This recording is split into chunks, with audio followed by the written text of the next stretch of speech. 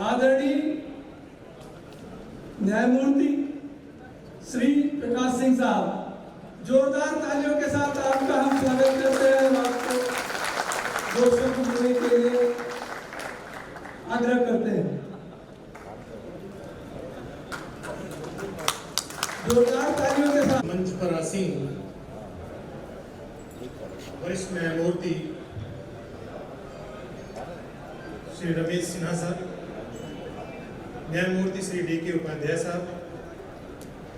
न्यायमूर्ति श्री सुभाष विद्यार्थी जी, न्यायमूर्ति श्री बृजराज सिंह जी, इस अवध बार के अध्यक्ष श्रीमान राकेश चौधरी जी, आज के मंच का संचालन बखूबी कर रहे अवध बार के महासचिव अमरेंद्र नाथ त्रिपाठी जी और वरिष्ठ उपाध्यक्ष श्री शैलेंद्र सिंह रजावत जी, मंच के सम्मुख बैठे अन्य सम्माननीय न्यायमूर्तिगण, वरिष्ठ अधिवक्तागण और हमारे सम्मुख बैठे हुए हमारे भाई, जिनके बीच में साल इस प्रांगण में आगे बढ़ता हुआ सीखता हुआ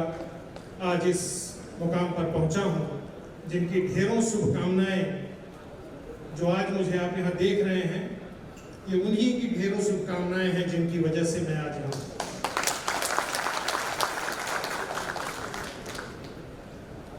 आप अवध बार एक नर्सरी है, इस नर्सरी का उपयोग आप कैसे करते हैं, ये आपकी कुशलता, आपके संस्कार, आपकी विवेक पर निर्भर है। आप सभी जानते हैं कि यहाँ आने के बाद, वकालत प्रोफेशन में आने के बाद सभी के साथ एक अनिश्चितता रहती है। शुरुआती दौर में ये लगता है कि वकालत कौन मेरे पास आएगा पहली बार, जो हमें एंगेज करेगा, जो हम पर विश्वास करेगा। और एक वो दिन आता है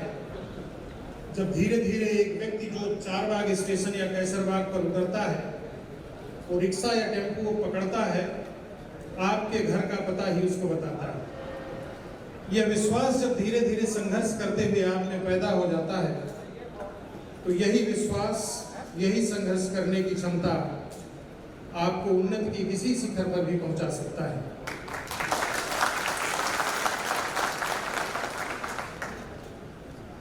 आप सब के साथ इतने लंबे समय तक रहा हूं, बहुत सारी यादें मेरे मन मस्तिष्क पर स्थित हैं, स्मरणीय हैं। उनका जिक्र बहुत कम समय में करना बहुत मुश्किल है, समय की मर्यादा है।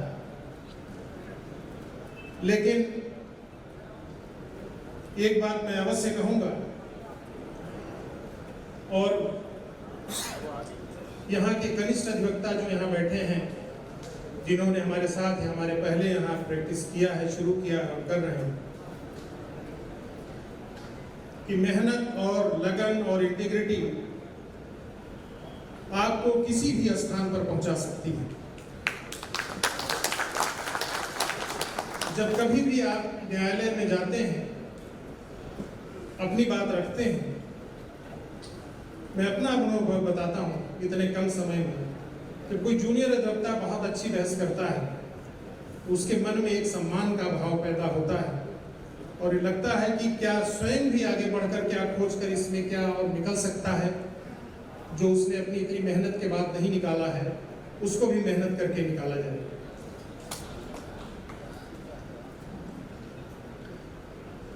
बहुत सारी स्मृतियां क्योंकि 97 से इस प्रैक्टिस करने से लेकर के और 25 साल 2.5 दशकों की हैं। इधर आने के बाद दो स्मृतियों का जिक्र करते हुए, एक वो जिसमें थोड़ी निराशा और एक वो जिसमें थोड़ी प्रसन्नता हुई, उसका जिक्र करते हुए अपने वाणी को विराम दूंगा। एलिवेशन के बाद जब पहली बार बैठना हुआ और वहां से लौटकर मैं अपने कक्ष में गया तो एक अजीब सी उदासी, मायूसी, कोई दिखाई नहीं पड़ा, अपना कोई है ही नहीं, बंद दरवाजा, अंदर बैठे हुए, पेन कलम लिए हुए। लेकिन थोड़े दिन बाद एक अभ्यास हो गया, लगा कि विधाता ने यही कार्य सौंपा है तो इसमें करना है। क्योंकि मैंने गांव गरीबों को बहुत नजदीक से देखा है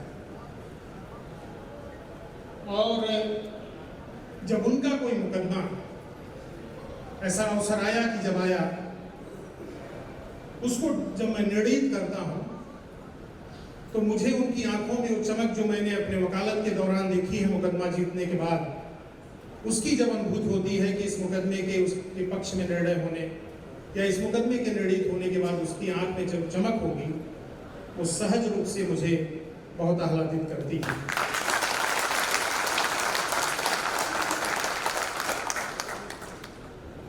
मैं यहाँ जितने भी वरिष्ठ अधिवक्तागण हैं उनका बहुत स्नेह मुझे रहा है, बहुत दुलारा है और कोई ऐसा अवसर नहीं आया कि जब मैंने उनसे कोई प्रश्न किया हो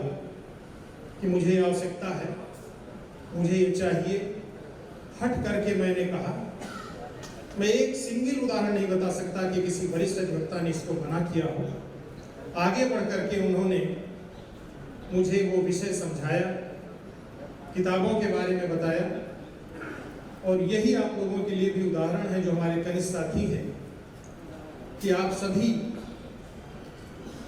ऐसा व्यवहार,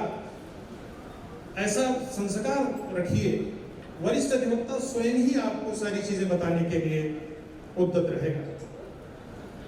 साथ ही साथ चूंकि समय ऐसा है, आज ऐसा दिन है, ऐसे दिन में ये स्वागत रात्रि भोज दिया गया है।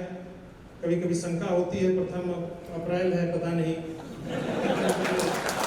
अध्यक्ष जी पर पूरा भरोसा है कि सब ठीक ही ठाक होगा।